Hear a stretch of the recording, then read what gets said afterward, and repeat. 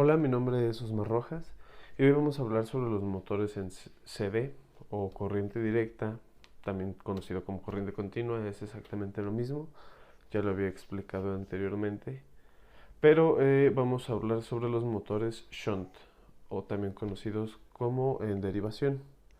Bueno, primero tenemos que definir qué es un motor en CD, en corriente directa, corriente continua. Diré CD o CC, quiero que entiendan que es exactamente lo mismo. Sigo hablando sobre un motor que convierte energía eléctrica a energía mecánica. Por ejemplo, el de la licuadora. Así, fácil. Bueno, esta es la definición que nosotros vamos a tener, o esto es lo que nosotros vamos a entender por un motor en CC. ¿Ok? Pero ahora, ¿cuál es la diferencia o cómo es que sale un motor en derivación, que es una ramificación de los motores en CC?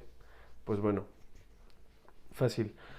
La característica que tiene este es que el circuito de campo va a obtener la potencia directamente de las terminales del inducido del motor. Esto, esta forma en la que se conecta el motor, es que se le conoce o se dice que es un motor en derivación o shunt. Bueno, ese motor está compuesto principalmente por la armadura. Es un motor, todos los hemos visto, es un motor así, pequeño. Dentro de esta armadura, lo único que tiene externo es una placa de datos con la que voy a describir más adelante. Bueno, las partes principales de este motor son, abriendo una vez la coraza o la capa, son los imanes. Tiene el eje, rotor, bobinas, conmutador, escobillas, bueno, las escobillas que están dentro del rotor y la fuente de alimentación. En este caso, la fuente de alimentación va a ser una batería. Bueno, ahora sí, hablaré sobre la placa de especificaciones que tiene el motor. Normalmente es una placa que es como de unos 10 por 7 centímetros, más o menos. Y esta lo que tiene son las especificaciones del motor. ¿Qué especificaciones? Pues viene el código del motor, número de fases, tensión nominal, eficacia, tamaño de la carcasa, bueno, las dimensiones del mismo motor, la frecuencia, potencia nominal, factor de servicio, torque, par del motor, temperatura máxima, certificaciones, el cuándo se hizo, número de serie, categoría, en fin. Viene un sinfín de especificaciones y o información del mismo motor que nosotros vamos a ocupar. Dentro de todas estas que yo dije, quiero explicar o debo de explicar dos conceptos muy importantes. Estos conceptos son el torque y el par del motor. Bueno, pero ¿qué es cada uno? El torque va a ser la medida de fuerza que actúa sobre un eje para que este mismo rote pues sí, sobre su mismo eje.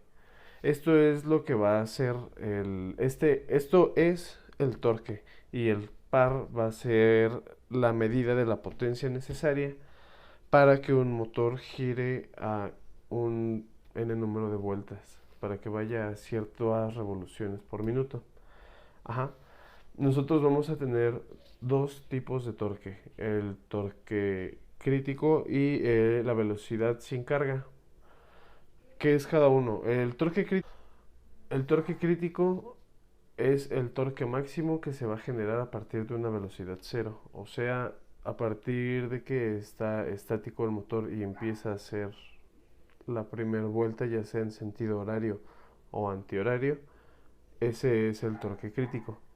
Y después la velocidad sin carga, eso es la máxima velocidad constante que puede mantener el mismo motor, pero con la condición de que éste no tenga una carga o un torque contrario.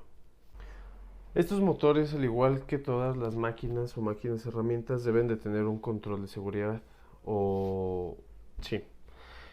Y los motores de serie en shunt no se quedan atrás.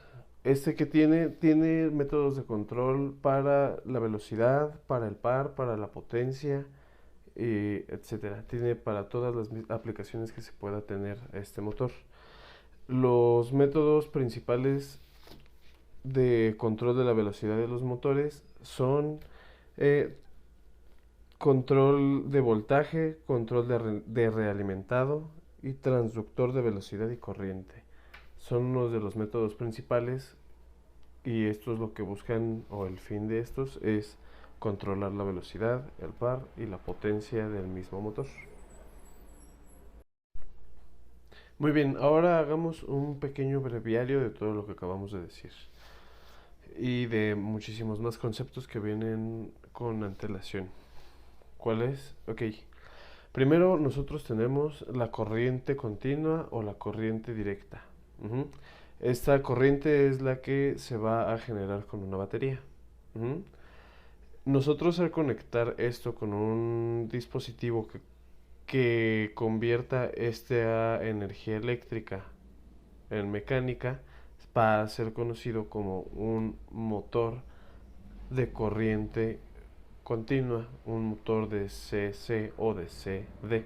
Es exactamente lo mismo. Ujú.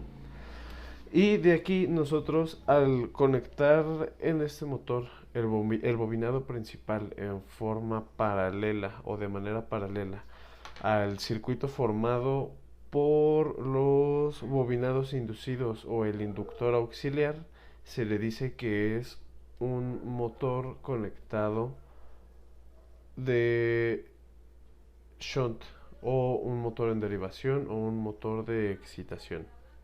Ujú. Las principales características de este o lo que este nos trae es un buen par, es velocidad siempre constante, es un fácil control y también que es autorregulable.